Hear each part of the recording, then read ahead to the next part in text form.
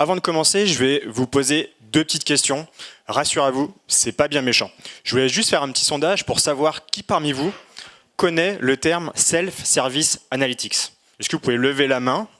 Oh, ok, pas mal, c'est de mieux en mieux. Deuxième question très simple.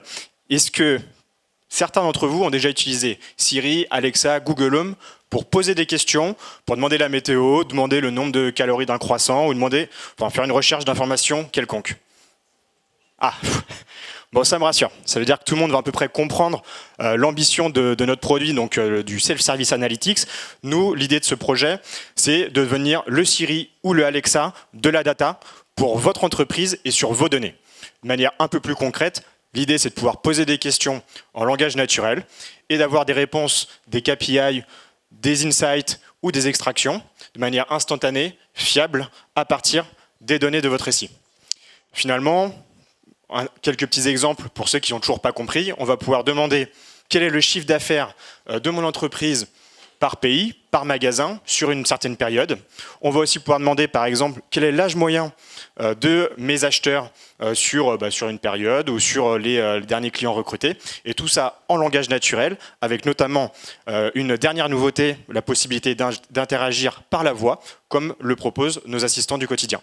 Je vais laisser André introduire et nous raconter cette belle histoire du gentil requêteur, et puis vous faire peut-être une petite démo vidéo. On n'a pas pu avoir la démo live, mais c'est pas grave, on a tout ce qu'il faut pour vous rassurer. Merci Mathieu. Merci pour l'accueil, pour le gentil requêteur et gentil organisateur. Donc je suis un géo, parce que je travaille au Club Med.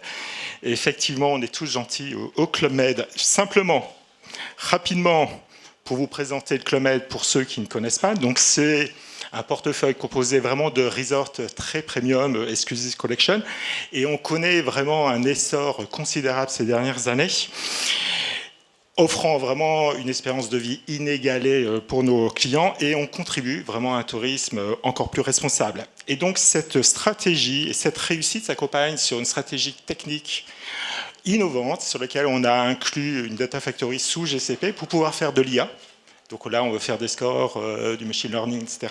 Mais aussi de la générative artificielle intelligente, la GenAI. Et c'est ce qu'on va vous montrer au niveau du gentil requêteur. Alors, juste avant, pour vous expliquer, avant, on avait des anciennes techno avec des programmes COBOL, des programmes sous SAS, et on avait SAS Base pour pouvoir requêter pour les data analysts. Et puis, on avait un outil qui s'appelait SAS Enterprise Guide. Pour tous ceux qui ne connaissaient pas la programmation, ils pouvaient faire des clics, etc., et avoir un certain nombre de chiffres. Et on s'est posé la question, remplacer cet outil, ça coûtait excessivement cher. Et donc, on s'est dit, pourquoi on ne ferait pas de la GenAI et on ferait un gentil requêteur. Pour ça, il faut démocratiser l'accès à la donnée. Donc ça, il faut vraiment avoir la donnée. Et on a décidé d'avoir cette donnée non plus d'une façon quotidienne, mais en temps réel. Toutes les données en temps réel. Donc ça, un travail considérable. Pourquoi? Parce que dans chaque data, il y a une information. Cette information, si vous la traitez tout de suite, eh ben, ça peut gagner des opportunités, ça peut gagner aussi du chiffre d'affaires.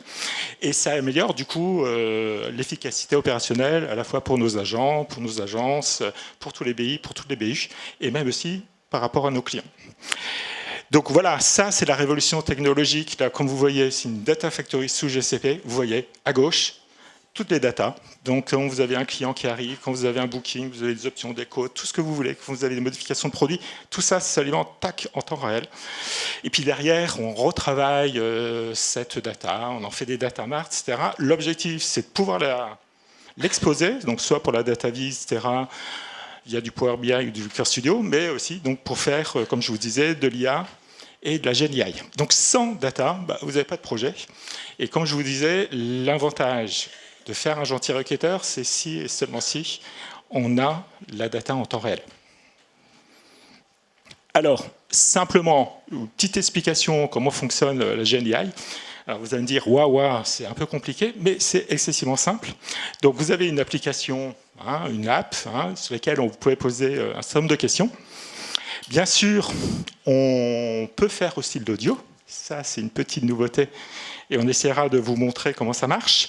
Et tout de suite, il y a un filtre, c'est-à-dire que quand vous posez une question, si vous demandez c'est quoi la recette de la tarte au citron, ben, c'est sûr que ça va pas marcher. Et donc, on va filtrer toutes les questions qui ne sont pas pertinentes et on va tout de suite renvoyer un message en disant c'est pas le sujet, plutôt que le modèle part en hallucination, etc. Donc, dès que le filtre passe, eh ben, on va générer à partir de programmes LLM une génération SQL, et là, derrière, on va aller regarder dans le retriever toutes les questions qui ont été déjà posées, etc. Et on va regarder, parmi toutes ces questions qui ont été posées, laquelle est la plus pertinente par rapport à la question qui est posée par l'utilisateur. Et puis derrière, on va aller rechercher dans la base de données, et bien finalement, l'information, via JAT-GPT-4, on va la retraduire en LLM, en langage clair, et tout ça, on renvoie au niveau de l'utilisateur. Ça, c'est le principe. Comme vous voyez, il faut maîtriser la data, il faut maîtriser les questions, et il faut bien savoir le modèle de données, excessivement essentiel. Et c'est ce que nous avons fait. Donc là, je pense que ça, c'est au niveau technique. Je vais peut-être passer un peu plus vite, parce que je voulais vous faire une démonstration en temps réel, mais l'organisation est un peu plus complexe que ce qu'on avait imaginé. Donc, je remercie Avisia d'avoir fait la vidéo ce matin pour vous montrer comment ça fonctionne. Et après, on va discuter ensemble et je vous donnerai les explications pourquoi on est parti sur ce périmètre et c'est quoi le futur dans l'avenir au sein du Club Med. Suivant. Allons-y. Appuie encore. Voilà le gentil requêteur.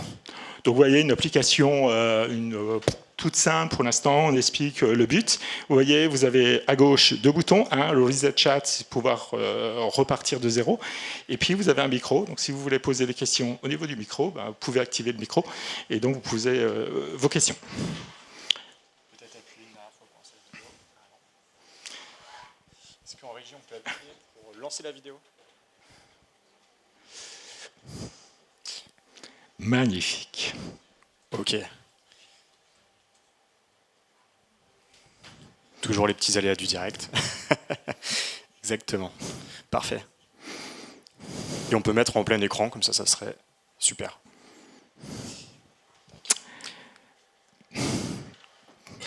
Donc là, ce qu'on n'a peut-être pas vu, c'est qu'il y a une proposition de quelques questions qui peuvent être pertinentes pour ne pas partir d'une feuille blanche. C'était ça ?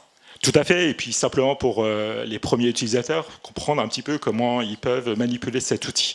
Donc là, la première question, c'était, on demandait combien il y avait de dossiers validés depuis janvier 2024. Donc là, comme je vous dis, on traduit, on requête directement dans GCP, et on récupère qu'on a fait 434 000 dossiers validés, ce qui est quand même pas mal. Et derrière, donc vous voyez, là, deux choses importantes, ça vous sort la requête SQL qui a été générée, donc vous pouvez, si vous voulez, la récupérer, et puis si vous voulez manipuler, faire d'autres choses, vous avez, ou alors vous pouvez continuer avec le requêteur pour pousser vraiment dans l'exploration de votre data. Donc derrière, une fois qu'on avait les dossiers validés, on a voulu savoir la répartition par pays. Et donc là, ça vous a donné la répartition, les pays qui ont le plus vendu. Donc vous voyez, vous pouvez non seulement avoir la requête, vous pouvez avoir finalement un petit tableau, mais aussi vous pouvez sortir des chartes graphiques, ce qui est quand même sympa, puisqu'après vous pouvez les exporter et donc vous pouvez les renvoyer à la personne qui vous demande ces résultats. Donc là, sur la même période, on demande quel est vraiment le resort le plus populaire, enfin donc celui qui a été le plus acheté, parce qu'on a quand même 70 resorts au sein du club, et donc on voudrait savoir un peu ce qui a été acheté. Donc sur la même période, donc simplement pour vous dire que du coup, on contextualise finalement les questions précédentes. Donc là, on a mis 5 questions, on pourrait vraiment garder plus de questions si on voulait.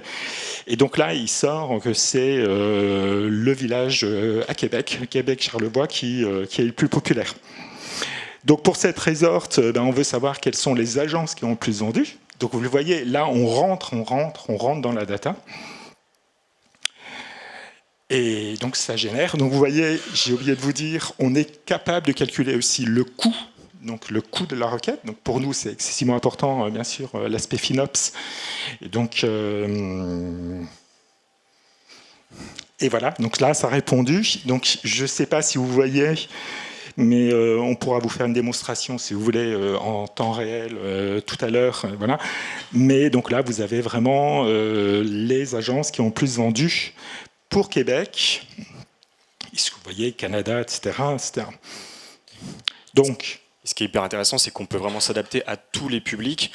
Certains veulent des extractions de données au format CSV, certains veulent des tableaux, certains veulent des graphiques, et d'autres juste la réponse en langage naturel. Et ça, c'est quelque chose aussi qui est assez intéressant. À chaque fois, les graphiques qui sont sortis et proposés sont hyper cohérents avec la demande.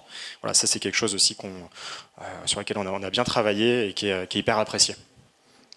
Tout à fait. Donc après, vous voyez, vous avez exploré, vous voulez explorer autre chose, vous voulez enlever tout le contexte, parce que là, vous voulez partir sur de nouvelles analyses, vous faites reset chat, et puis vous reposez donc vos questions. Je ne sais pas si on a fait la démo sur... la démo est terminée sur la vidéo. Après, je ne sais pas si tu as en tête comme ça des questions assez pertinentes ou peut-être récurrentes que tu avais dans tes équipes, que maintenant le gentil requêteur peut facilement répondre. Alors, tout à fait. Alors, pourquoi avoir choisi... Parce que, en fait, il y a quand même un petit secret, c'est que, vous voyez, on s'est focalisé sur des types de tables bien précises. Donc là, c'était vraiment l'ensemble des ventes avec une notion quand même de client, parce qu'on est capable de savoir un peu le profil de nos clients. Pourquoi ? Parce qu'on a une ouverture des ventes, et donc je vous invite d'ailleurs à réserver dès lundi prochain, pendant 4 jours, il y a moins 15% de réduction. Et pour pouvoir suivre cette ODR, qui est quand même très très importante pour nous, ODR, ouverture des réservations, on a un fameux dashboard qui suit et tous les minutes, on est capable de voir toutes les ventes dans tout le monde, etc. Le fameux, grâce finalement à la fameuse Data Factory en temps réel. Et là, on s'est posé la question, mais pourquoi on ne va pas mettre finalement le gentil requêteur associé à ce dashboard. Et donc, les gens qui ont envie, bien sûr, d'utiliser ce fameux dashboard sous Looker Studio peuvent continuer, mais en principe, avec Gentil Requêteur, vous pouvez récupérer exactement les mêmes résultats.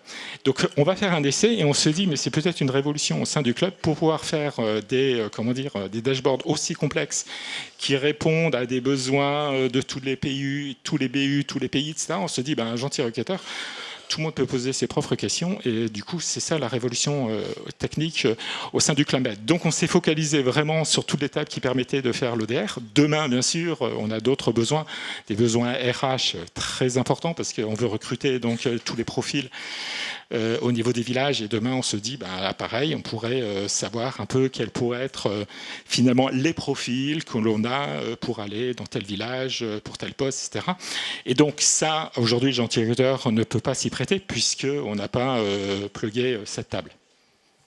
Merci pour ta réponse, André. Donc, si je comprends bien, tu es parti d'un périmètre assez précis pour répondre à un besoin métier. Et ensuite, l'idée, c'est de dupliquer sur d'autres périmètres en fonction des évolutions de l'outil et puis des retours utilisateurs. Tout à fait. On voulait surtout pas partir sur l'ensemble des datas parce que vous imaginez, on a vraiment une grande quantité. Quelque chose de vraiment bien précis et démontrer notre savoir-faire. Alors effectivement, et pour nous, c'est vrai que c'est des sujets qui font particulièrement sens parce que comme l'a dit André, ces sujets-là, c'est avant tout des projets data avec une couche d'IA et d'IA générative. Et c'est vrai que nous, à Avisia, c'est les deux principales expertises de notre cabinet de conseil. C'est des sujets sur lesquels on a beaucoup travaillé cette année et on a pu mettre en production plusieurs de ces sujets de self-service analytics. Et aujourd'hui, on voulait vous partager aussi un petit peu la démarche. Donc on l'a vu un petit peu, la démarche pour identifier le bon use case sur comment se lancer. Ce qui est aussi important pour avoir cette fiabilité, qui était aussi un des critères numéro 1 pour le club, pour être sûr de pouvoir renvoyer des KPI certains et fiables issus de vos datasets, c'était de proposer un socle technologique assez solide avec des astuces comme ici on peut le voir, de fournir tout un tas d'informations au sein issues de vos dictionnaires de données. Aussi proposer des exemples de requêtes qui vont aider le LLM à générer correctement la requête SQL. Et donc tout ça, on peut, grâce à nos outils, l'automatiser en partie. On peut aussi se plugger sur des data catalogues pour éviter de tout refaire à la main, récupérer les informations depuis Data Galaxy, etc. Et donc ça permet d'accélérer grandement la mise à disposition de ces outils. Je vais passer pour la partie interface parce qu'on a déjà bien vu ce qui se passait. Et enfin, une fois que l'outil est live, le dernier élément que je voulais vous faire toucher du doigt, c'est un petit peu comment on fait vivre ce produit-là. Eh bien, il faut le monitorer. Et là, il y a une partie humaine à avoir. L'humain doit regarder ce qui se passe. Mais aussi, on a développé une interface de monitoring pour corriger et valider les requêtes qui peuvent être pertinentes et qui vont ensuite être insérées dans le moteur de RAG, dans le moteur de recherche pour aider l'agent à mieux répondre. Et en fait, ici, on voit bien qu'on a affaire à un produit d'IA qui apprend au fur et à mesure que les utilisateurs l'utilisent et que les administrateurs valident les requêtes. Donc ce temps de monitoring, il est au final quasi nul après quelques semaines d'utilisation. Et voilà, nous, c'était aussi important que tout le monde puisse utiliser l'outil, de rendre accessible la data via l'IA et proposer des outils révolutionnaires, comme on a pu le voir avec le Club Med. Donc voilà, pour partir, assurez-vous que vous avez tout ce qu'il faut, identifiez le bon use case et former ou être accompagné pour démarrer ces projets-là. Merci à tous.